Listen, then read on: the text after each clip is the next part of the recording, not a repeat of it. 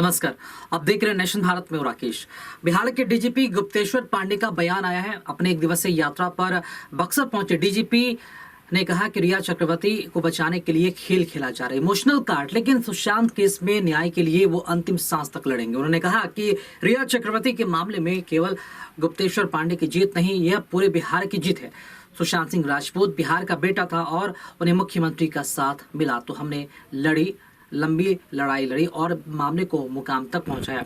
रिया के बारे में उन्होंने शुरू से ही कहा था कि उसका व्यवहार संदेह के घेरे में, और जब रिया चक्रवर्ती पर बिहार में एफआईआर दर्ज हुआ तो हम लोगों ने अपनी टीम मुंबई भेजी, लेकिन रिया लगातार खुद को छुपा रही थी और चुप भी रही थी। उन्होंने बार बार अपील की कि आप हमारी टीम से मिले और सहयोग करें, हमारी अपनी बात कहे, लेकिन वह नहीं आए और गायब हो गए और डिमांड कर रही थी गृह मंत्री सीबीआई की जांच करे, और जब बिहार पुलिस जाती है तो छुप जाती है। वो ये कह रहे हैं कि रिया के मामले में उनका व्यवहार संदेह पैदा करता, और बात सही भी निकली, क्योंकि जब वह गिरफ्तार हुई और गिरफ्तारी के बाद जांच टीम ने मामले सामने लाए तो रिया ड्रग टीम की एक्टिव मेंबर निकली और दुनिया की आंख खुल गई है। डीजीपी गुप्तेश्वर पांडे क्या बोल रहे हैं और किस तरह रिया पर गुस्सा इजहार कर रहे हैं, आप भी सुनिए। रिया चक्रवर्ती और मामले में सफलता के देखिए, रिया चक्रवर्ती में सफलता या असफलता ये गुप्तेश्वर पांडे की सफलता है, व्यक्तिगत निजी कोई सफलता नहीं है। सुशांत बिहार का बेटा था, पूरे हिंदुस्तान का बेटा था, और सुशांत को न्याय दिलाने के लिए मैंने संघर्ष किया और मैं लड़ा। मुझे बिहार सरकार का सहयोग मिला, बिहार के माननीय मुख्यमंत्री का समर्थन मिला। मैंने इस लड़ाई को लड़ करके और इसको अंतिम मुकाम तक पहुंचाया।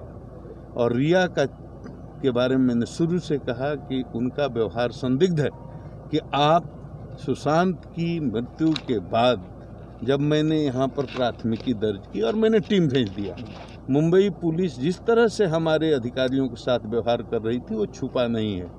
उसके बाद मैंने कहा, चूँकि रिया चक्रवर्ती यहाँ दर्ज हुए मुकदमे में प्राथमिकी की नंबर 1 अभियुक्त थी, इसलिए मैंने बार बार अपील की कि हमारी टीम गई है, आइए सामने, आपको जो कहना है वो कहिए।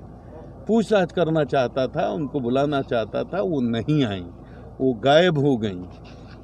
और वो डिमांड करती हैं भारत के गृह मंत्री से कि सीबीआई इसकी जांच करे। बिहार पुलिस जब जाती है जांच करने तो भाग जाती हैं, छुप जाती हैं, सामने नहीं आती हैं। और जब मामला भारत के सर्वोच्च न्यायालय में, माननीय सर्वोच्च न्यायालय में सेटल्ड हो जाता है, सीबीआई को जांच का आदेश मिल जाता है, तब आप कहती हैं कि नहीं सीबीआई नहीं करे, तब आप कहती हैं कि बिहार पुलिस नहीं करे, केवल मुंबई पुलिस करे। तो शुरू से मैंने कहा कि उनका व्यवहार लोगों के मन में बहुत संदेह उत्पन्न करता है, और वो बात सही निकली, क्योंकि जब उनकी गिरफ्तारी हुई और ड्रग रैकेट्स या ड्रग माफिया का जो सिंडिकेट है उसका वो एक्टिव मेंबर हैं, ये साक्ष्यों के आधार पर प्रमाणित हुआ, तो दुनिया ने आंख खोल करके देखा कि रिया चक्रवर्ती उतनी इनोसेंट नहीं है जितना इनोसेंट अपने को दिखा रही थी। उनके भाई की गिरफ्तारी हुई, रिया चक्रवर्ती की गिरफ्तारी हुई, और अभी एनसीबी यहीं तक रुकने वाली नहीं है। ड्रग माफिया के कनेक्शंस बहुत दूर दूर तक फैले हुए हैं बॉलीवुड में। बहुत गहराई से अगर जांच करेगी तो बड़ी बड़ी मछलियां भी उनके नेट में आएंगी। तो अब सीबीआई अपना काम कर रही है, ईडी अपना काम कर रही है, एनसीबी अपना काम कर रही है। तो जब ये तीनों एजेंसी अपना अपना काम कर रही हैं, तो आपने सुना डीजीपी गुप्तेश्वर पांडे को, जो लगातार रिया केस को लेकर बिल्कुल गंभीरता दिखा रहे थे और उन्होंने इस केस को मुकाम तक पहुंचाया भी। अब बस इंतजार है तो सच्चाई का, वो न्याय का, कि सुशांत मामले में आके सुशांत की आत्महत्या हुई या फिर हत्या हुई। अगर आत्महत्या हुई तो इसके पीछे कौन जिम्मेवार है, रिया के साथ साथ और कौन ड्रग माफिया इसमें मौजूद हैं, और रिया किस हद तक इस केस में शामिल है और दोषी है। इंतजार सबों को रहेगा इस परिणाम का और इस जीत का। बहरहाल खबरों में अपडेट बने रहने के लिए आप देखते रहे नेशन भारत। साथ ही हमारे वीडियोस को लाइक करें, शेयर करें और हमारे यूट्यूब चैनल नेशन भारत को सब्सक्राइब करना ना भूलें। नमस्कार।